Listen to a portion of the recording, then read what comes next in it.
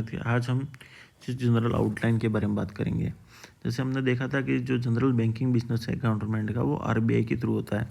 तो ये general banking business क्या है? तो सारी जो भी बैंक की रिसिप्ट्स है, उनका कलेक्शन है, पेमेंट है, सब आरबीआई के थ्रू होता है। आरबीआई हर अपने ऑफिस या ब्रांच में एक मेंटेन करता है separate account for each ministry and department, मतलब हर मिनिस्ट्री डिपार्टमेंट का एक अलग अकाउंट मेंटेन करता है। ठीक है।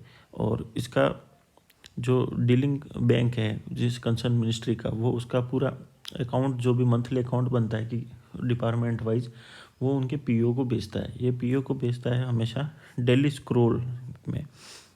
बाद में बात करेंगे वो डेली स्क्रॉल क्या है। ठीक है। और मिनिस्ट्री और डिपार्टमेंट के जो भी ट्रांजेक्शन है जो सेपरेट क्लासिफाइड होते हैं, वो कौन से हैं? रेलवे, डिफेंस और पोस्ट एंड टेलीकम्युनिकेशन के। ये क्या है? ये नॉर्मल अकाउंट के साथ नहीं रहते, ये अलग से क्लासिफाइड किए जाते हैं।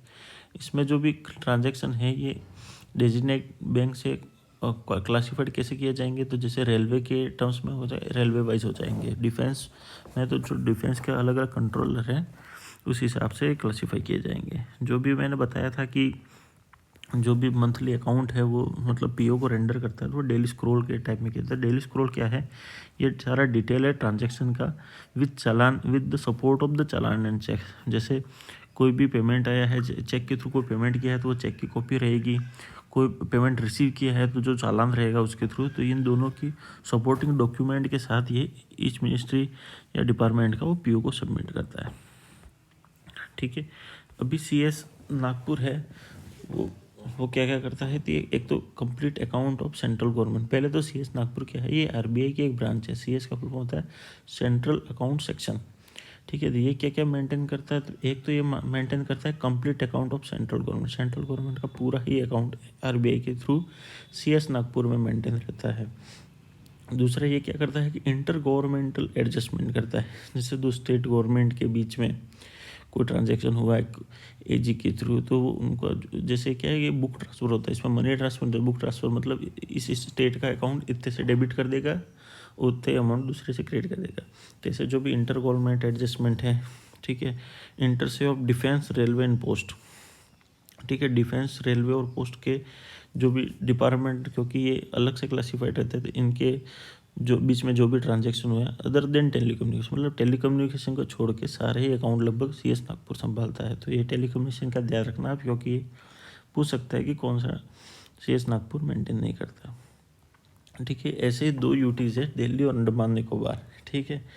इन दोनों से ये दो इकलौती यूटीज़ है जिनका बैलेंस है वो इंक्लूड किया जाता है अगेंस्ट डिपार्टमेंट मिनिस्ट्री। ठीक है। तो इन दोनों को भी ध्यान रखना आपको। उसके बाद सीजीए है, उसको हर महीने सीएस नागपुर जो भी ब्रांच है आरबीआई की, उसके थ्रू एक स्टेटमेंट भेजा जाता है क्लोजिंग बैलेंस का। ठीक है। Of the central government. ये आपको ध्यान रखना है कि एक स्टेटमेंट विथ क्लोजिंग बैलेंस तैयार करता है सीएस नागपुर, वो सीजीए को भेजता है, क्योंकि अकाउंट पूरा कौन संभाल रहा है? सीजीए। ठीक है। अभी दो ऐसे स्टेट हैं जिन्होंने अभी तक आरबीआई के साथ एग्रीमेंट में नहीं गए for conduct of general banking business. तो ये दो स्टेट कौन से हैं? एक तो जम्मू कश्मीर और सिक्किम। ये क्वेश्चन बहुत इंपॉर्टेंट है, बन सकता है। मैंने कहा जम्मू कश्मीर और सिक्किम में इनका अभी तक आरबीआई से साथ एग्रीमेंट नहीं किया है, तो इनका क्यों जो भी कामकाज हैं, जैसे अपने एसबीआई है उसके थ्रू होता है। ठीक है।